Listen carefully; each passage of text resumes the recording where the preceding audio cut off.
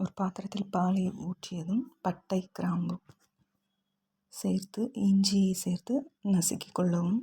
டீத்தூள் 3 ஸ்பூன். உங்களுக்கு காட்டத்துக்கு தேவையான அளவு நீங்கள் சேர்த்துக்கலாம்.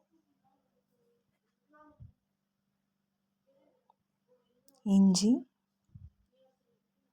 சேர்த்துக்கணும். கொதிக்க விட்டு 2 நிமிஷம் வற்றினதும் அடுப்பு அணைச்சிக்கலாம்.